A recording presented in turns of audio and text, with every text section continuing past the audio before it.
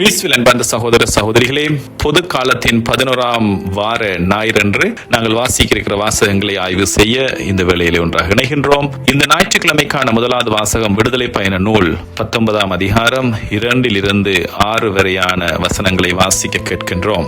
Israel மக்களுடைய இந்த பாலைவன பயணத்தின் கால வரிசையை நாம் சரியாக புரிந்து கொண்டால்தான் இந்த வாசகத்தின் முழு பரிமாணமும் நமக்கு விளங்கும். விடுதலை பயணத்தின் ஒட்டும் மொத்த பாதையில் இந்த வாசகம் எவ்வளவு முக்கியமானது என்பதை நாங்கள் தெளிவாக பார்த்தோம் என்று சொன்னால், என்பாதவர்களே, இஸ்ரேல் மக்கள் எகிப்து நாட்டில் இருந்து அடிமைகளாக இருந்து புறப்பட்டு சீனாய் மலையை அடைந்து உடன்படிக்கை செய்யும் வரையான பயண வரிசையை பார்த்தால், விடுதலை பயண நூலின் 14வது அதிகாரத்திலே அவர்கள் செங்கடலை கடப்பதோடு பயணத்தின் தொடக்க கட்டத்தை நாங்கள் பார்க்கின்றோம்.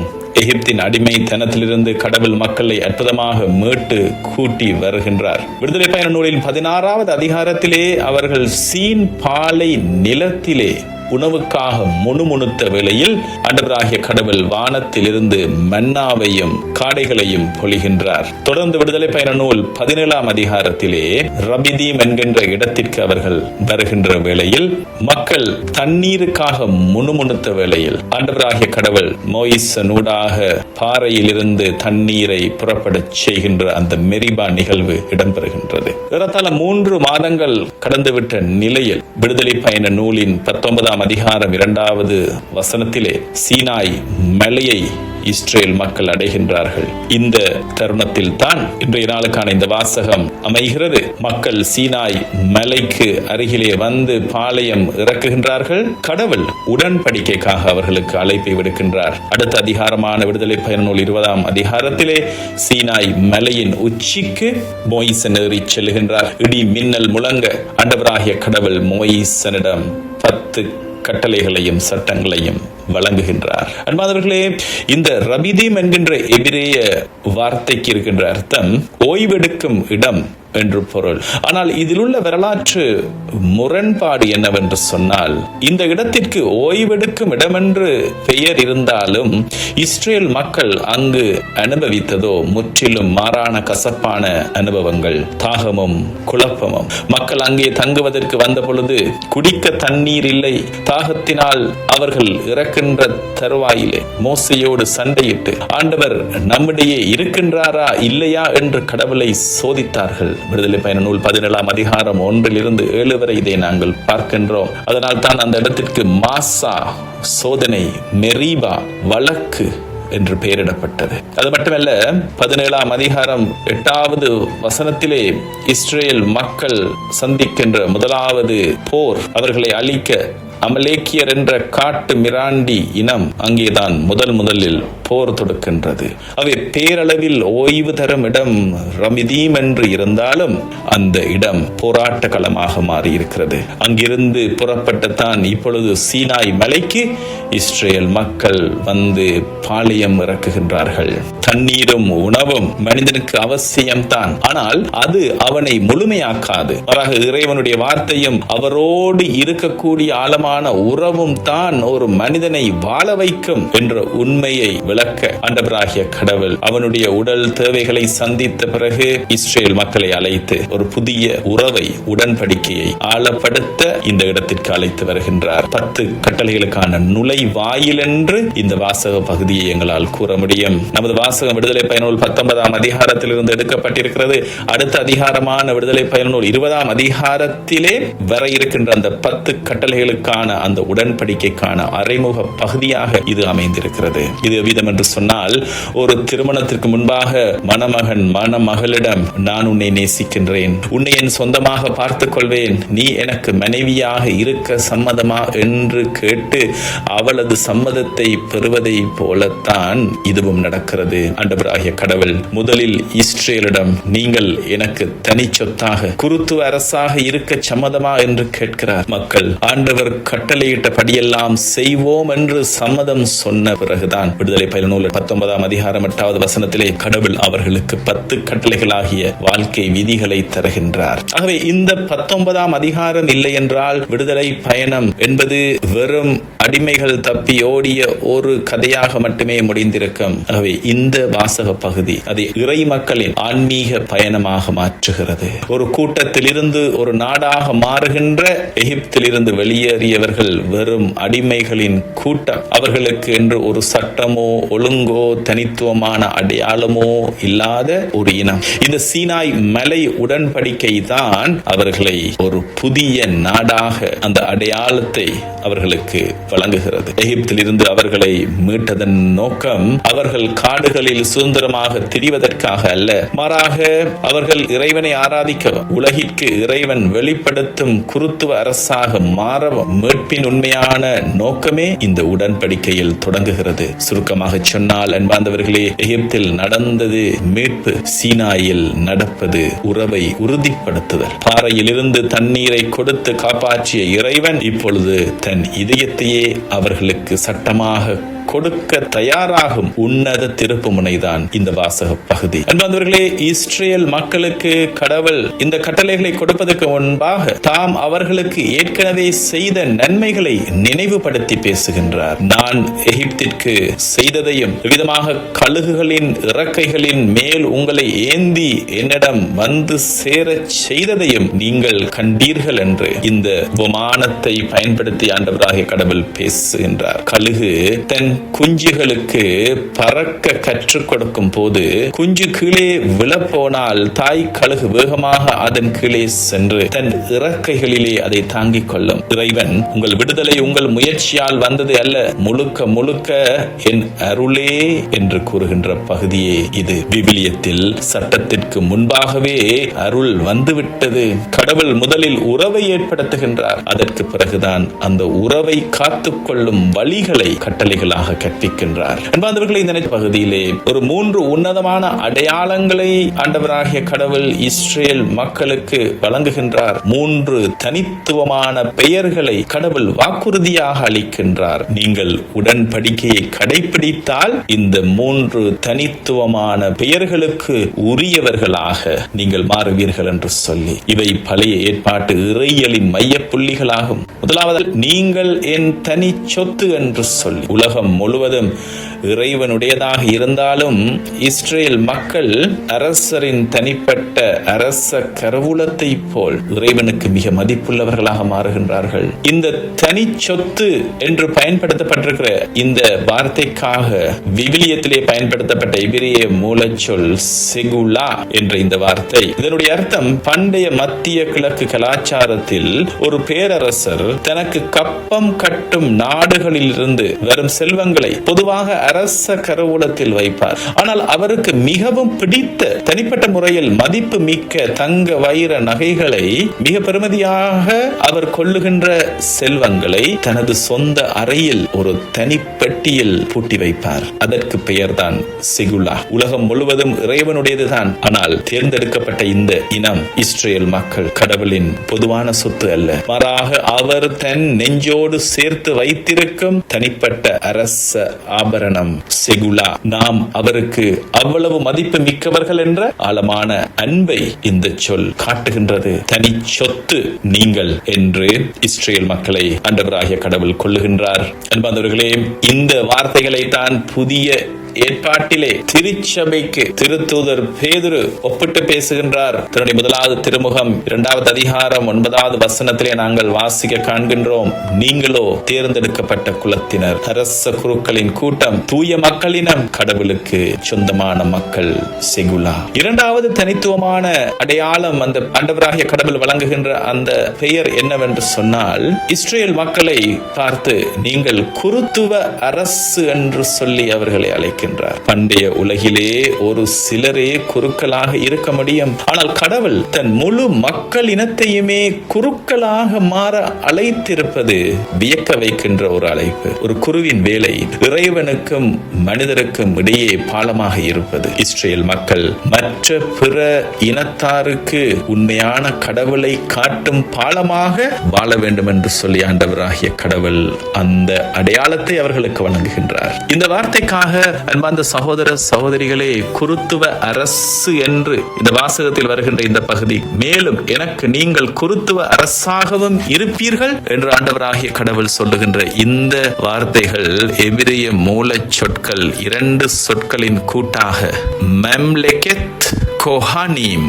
மெம்லெஹெத் என்றால் அரசு, அரசாங்கம். கோஹானிம் என்றால் குருக்கள். கோஹென் என்ற சொல்லின் அடிப்படை பொருள் நெருங்கி வருபவர் அல்லது இறைவனுக்கும் மனிதனுக்கும் இடையே பாலமாக நிற்பவர்.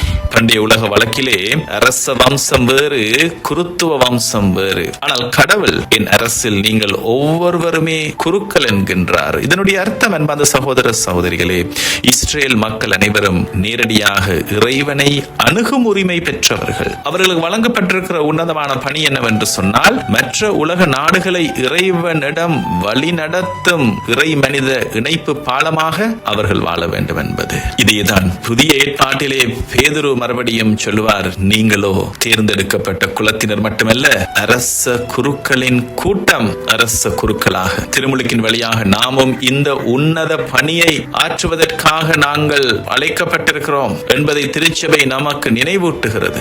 நாமும் கழுகின் இறக்கைகளில் தாங்கப்பட்டு கிறிஸ்துவின் உயிர்ப்பின் வழியாக மீட்கப்பட்டிருக்கிறோம். உலகை கடவுளிடம் அழைத்து செல்லும் அரச குருக்களாக நாங்கள் வாழ அந்த பெரும் பணியை ஞானஸ்தானத்தின் வழியாக நாங்கள் பெற்றிருக்கிறோம். இந்த 3வது அடையாளமாக ஆண்டவராகிய கடவுள் நீங்கள் உடன்படிக்கையை கடைபிடித்தால் 3வது தனி பெயரை வாக்குறுதியாக பெறுவீர்கள் என்று சொன்ன அந்த பெயர், நீங்கள் தூய மக்களினம் என்கின்ற அந்த பெயர். குவாடோஷ் என்றால் தூய்மையான, பரிசுத்தமான என்ற அர்த்தம். இந்த குவாடோஷ் என்ற இந்த சொல்லின் வேர்ச்சொல் வெட்டுதல், பிரித்து வை என்பதாகும். ஒரு பொருளை பொதுவான பயன்பாட்டிலிருந்து வெட்டி எடுத்து ஒரு உன்னதமான நோக்கத்திற்காக தனியாக ஒதுக்கி வைப்பதே காதோஷ். தூய மக்கள் என்றால் பாவம் செய்யாதவர்கள் என்ற அர்த்தம் அல்ல, மாறாக கடவுளின் பயன்பாட்டிற்காக உலக போக்கிலிருந்து பிரித்தெடுக்கப்பட்டவர்கள் என்பது பொருள். மற்ற நாடுகளிலே வாழுகின்ற வாழ்வு முறையில் இருந்து கடவுளின் நீதியின்படி வாழ கட்டளையிடப்பட்ட தனித்துவமான இனம் இந்த இனம் என்பதை இது குறித்து காட்டுகிறது. அவை அன்பார்ந்தவர்களே, இன்றைய நாளின் இந்த 1வது வாசகத்தை நாங்கள் வாசிக்கும் பொழுது நாம் கடவுளுக்கு பொதுவானவர்கள் அல்ல, அவருடைய தனி பொக்கிஷமானவர்கள். செகுலா, நாம் உலகிற்கு இறைவனை காட்டும் பாலங்களாக. கொஹானிம், நாம் உலக போக்கிலிருந்து பிரிக்கப்பட்டவர்களாக. கதோஷ், நாம் அவரோடு இரத்த உறவால் பிணைக்கப்பட்டவர்களாக இருக்கிறோம். அன்பார்ந்தவர்களே, இந்த வாசகத்திலே நாங்கள் காண்கின்ற ஒரு அற்புதமான வார்த்தை உடன்படிக்கை என்கின்ற இந்த வார்த்தை. நீங்கள் என் வார்த்தைக்கு செவிசாய்த்து என் உடன்படிக்கையை கடைபிடித்தால் என்று ஆண்டவராகிய கடவுள் சொல்லக்கூடிய இந்த வார்த்தை, இந்த உடன்படிக்கை என்பது எபிரேய மூலச் சொல்லான பெரித் என்ற இந்த சொல்லில் இருந்து வருவது. இந்த பெரித் என்பதற்கான அர்த்தம் ஒன்று கட்டுதல், மற்றொன்று வெட்டுதல். To bind, to cut. விவிலிய காலத்தில் இருவர் உடன்படிக்கை செய்யும் பொழுது ஒரு விலங்கை 2ஆக வெட்டி அதன் நடுவே நடந்து செல்வார்கள். நான் இந்த உடன்படிக்கையை மீறினால் இந்த விலங்குக்கு நேர்ந்தது போல் எனக்கும் ஆகட்டும் என்ற பலத்த சத்தியமே இதன் பின்னணி. அன்பார்ந்தவர்களே, இதனுடைய விவிலிய முக்கியத்துவம் என்னவென்றால், கடவுளுக்கும் மனிதனுக்குமான உடன்படிக்கை என்பது ஏதோ ஒரு சாதாரண ஒப்பந்தம் அல்ல. ஒப்பந்தம் என்பது நிபந்தனைகள் மீறப்பட்டால் முறிந்துவிடும். ஆனால் உடன்படிக்கை பெரித் என்பது இரத்த உறவினால் கட்டப்படும் ஒரு ஆழமான பிணைப்பு. கடவுள் இஸ்ரேல் மக்களோடு ஒரு மாறாத, பிரிக்க முடியாத ஆழமான உறவை ஏற்படுத்த விரும்புகின்றார் என்பதை இந்த வார்த்தை பெரித் என்ற சொல் உணர்த்தி நிற்கின்றது. அவரோடு நாம் இரத்த உறவால் பிணைக்கப்பட்டவர்கள். அன்பார்ந்தவர்களே, இன்றைய நாளிலே நாங்கள் வாசித்த இந்த முதலாவது வாசகம், இன்று நாங்கள் வாசிக்கின்ற நற்செய்தி வாசகமான மத்தேயு நற்செய்தி 9ஆம் அதிகாரம் 36 இருந்து எடுக்கின்ற இந்த பகுதியோடு மிகச்சிறந்த நேரடியான இணைப்பை பெற்றிருக்கிறது. ஒரு மிகச்சிறந்த நேரடி புதிய ஏற்பாட்டு நிறைவாக அது அமைகிறது. நற்செய்தியிலே இயேசு ஆண்டவர் மக்கள் கூட்டத்தை பார்த்து அவர்கள் மீது இரக்கம் கொண்டு 12 திருத்தூதர்களை தேர்ந்தெடுத்து அவர்களை இறை பணிக்காக அனுப்புவதை வாசிக்க இருக்கிறோம். விதமாக பழைய ஏற்பாட்டின் இந்த 3 எபிரேய சொற்களான செகுலா, கொஹனிம், குவாடேஷ் என்பது இந்த நற்செய்தியில் இயேசுவின் மூலமாக உயிர் பெறுகின்றன, பூரணமடைகின்றன. மக்கள் கூட்டத்தை பார்த்து இயேசு ஆண்டவர் அவர்கள் மீது பரிவு கொண்டார். ஏனெனில் அவர்கள் ஆயரில்லா ஆடுகளை போல் களைப்புற்று விதியற்று கிடந்தார்கள் என்பதை கண்டு அவர் பரிவு கொண்டார். பழைய ஏற்பாட்டிலே கடவுள் தன் மக்களை தனது நெஞ்சுக்கு நெருக்கமான தனி பொக்கிஷமாக செகுலா என்று அழைத்தாரே. இயேசுவின் காலத்தில் அந்த மக்கள் தலைவர்களாலும் பலராலும் கைவிடப்பட்டு வழிகாட்டியின்றி அலைந்து திரிந்தார்கள். ஒரு அரசன் தன் சொந்த மாளிகையில் உள்ள விலை மதிப்பெற்ற நகைப்பட்டியல் செகுலாவை தூசி அடைந்து சிதறி கிடப்பதை கண்டால் எவ்வளவு வேதனை அடைவாரோ அதே வேதனையை இயேசு மக்கள் கூட்டத்தை பார்த்த பொழுது அடைந்தார். அவர்கள் களைப்புற்று விதியற்று கிடப்பதை, சிதைந்து கிடப்பதை கண்ட பொழுது அவர்கள் இறைவனின் தனி பொக்கிஷம் என்பதை உலகிற்கு மீண்டும் நினைவூட்டவே இயேசு அவர்கள் மீது ஆழமான பரிவு கொண்டார். அது மட்டுமல்ல, இயேசு தம் சீடர் 12 அழைத்து அவர்களை அனுப்பிய பொழுது அவர்களுக்கு கட்டளையிட்டு கூறியது, விடுதலை பயண நூலிலே இஸ்ரேல் மக்கள் அனைவரும் உலகிற்கு இறைவனை காட்டும் பாலமாக, அதாவது குருத்துவ அரசாக, கொஹனிம்மாக வாழ வேண்டும் என்று கடவுள் விரும்பினார். ஆனால் வரலாற்றிலே பழைய ஏற்பாட்டிலே இஸ்ரேல் மக்களினம் அந்த பணியை செய்ய தவறியிருந்தது. மற்ற உலக நாட்டு மக்களிடமிருந்து அவர்கள் தங்களை அப்புறப்படுத்தி அவர்களை விட்டு விலகியே அவர்கள் வாழ்ந்து வந்தார்கள். இயேசு இப்பொழுது புதிய ஏற்பாட்டு திருச்சபைக்கு அடித்தளமாக 12 திருத்தூதர்களை தேர்ந்தெடுக்கிறார். இந்த 12 என்கின்ற இந்த எண் இஸ்ரேலின் 12 கோத்திரங்களை குறிக்கின்றன. பழைய ஏற்பாட்டிலே ஒட்டுமொத்த இஸ்ரேலுக்கு கொடுக்கப்பட்ட அதே குருத்துவ இணைப்பு பால கொஹனிம் பணியை இயேசு இப்பொழுது இந்த திருத்தூதர்கள் வழியாக இந்த புதிய இஸ்ரேலை பிரதிபலிக்கின்ற, பிரதிநிதித்துவப்படுத்துகின்ற திருத்தூதர்களுக்கு வழங்குகின்றார். அவர்கள் வழியாக புதிய இஸ்ரேல் ஆகிய திருச்சபை உலகையும் இறைவனையும் இணைக்கும் உன்னத பாலமாக மாறுகிறது. அது மட்டுமல்ல, நற்செய்தி பகுதியில் நாங்கள் தொடர்ந்து பார்ப்போம்.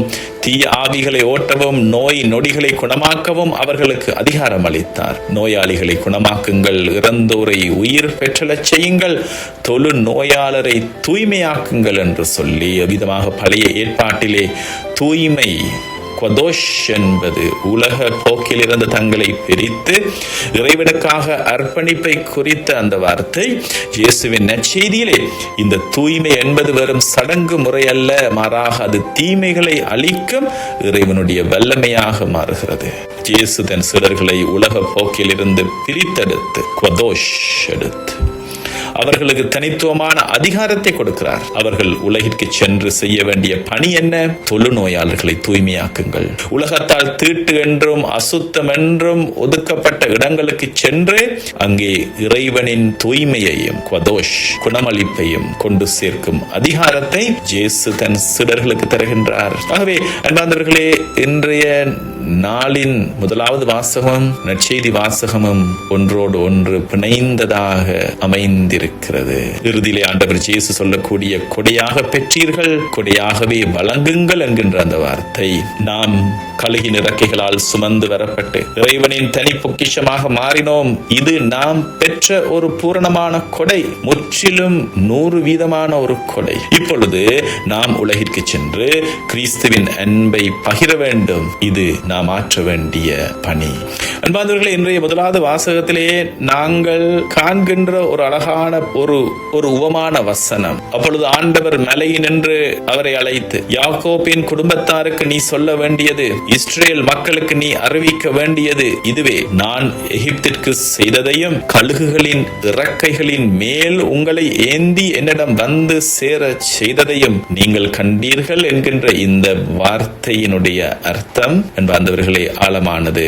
அடிமைகளாக கிடந்த யாக்கோப்பின் வம்சமாக இருந்த உங்களை நான் இப்பொழுது ஆசீர்வாதமான இஸ்ரேல் மக்களாக மாற்றி இருக்கிறேன் என்பதை அவர்களுக்கு சொல் என்று ஆண்டவராகிய கடவுள் மோயிசனுக்கு நினைவுபடுத்துகின்றார். கழுகுகளின் இறக்கைகளின் மேல் என்கின்ற இந்த காட்சி விவிலிய அறிஞர்கள் மற்றும் இயற்கை ஆர்வலர்கள் கழுகின் ஒரு குறிப்பிட்ட குணத்தை குறித்து பேசுவார்கள். மற்ற பறவைகள் தனது குஞ்சுகளை தங்கள் கால்களால் தூக்கிச் செல்லும் அல்லது கூட்டில் வைத்திருக்கும். ஆனால் கழுகு மட்டும்தான் தன் குஞ்சுகளை தன் முதுகில் இறக்கைகளின் மேல் சுமந்து செல்லும். இது பாதுகாப்பின் உச்சக்கட்டம். எகிப்தியர்கள் இஸ்ரேல்களை நோக்கி அம்புகளை எய்தால் அது முதலில் கழுகாகிய கடவுளை தாக்குமே தவிர முதுகில் இருந்த குஞ்சுகளாகிய இஸ்ரேலை தாக்கி இருக்க முடியாது. கடவுள் அவர்களை அவ்வளவு பாதுகாப்பாக அழைத்து வந்தார். அது மட்டுமல்ல, அவர்களுக்கு பறக்க கற்றுக் கொடுத்தார். கழுகுகள் குஞ்சுகளுக்கு பறக்க பழக்கும் பொழுது அவை மிக உயரமாக மேலெழுந்து அந்த குஞ்சுகளை பறக்க கற்றுக் கொடுக்க கீழே விழுத்தும். அவை கீழே விழும் தருணத்தில் தாய் கழுகு கீழே வேகமாக பாய்ந்து வந்து தன் இறக்கைகளால் தாங்கிக் கொள்ளும். என்பவர்களே, பாலைவன பயணம் என்பது இஸ்ரேல் மக்களுக்கு கடவுள் வாழ்வை கற்றுக் கொடுத்த, விசுவாசத்தை கற்றுக் கொடுத்த ஒரு ஆன்மீக பயிற்சி பள்ளி. ஆண்டவராகிய கடவுள் நான் உங்களை ஒரு நல்ல நாட்டிற்கு கொண்டு சேர்த்தேன் என்று சொல்லவில்லை, மாறாக என்னிடம் வந்து சேர செய்தேன் என்று சொல்லுகின்றார். இந்த விடுதலை பயணத்தினுடைய இறுதி நோக்கம் கானான் தேசத்தை அடைவது மட்டுமல்ல, கடவுளோடு நெருங்கிய உறவில் இணைவதுதான்.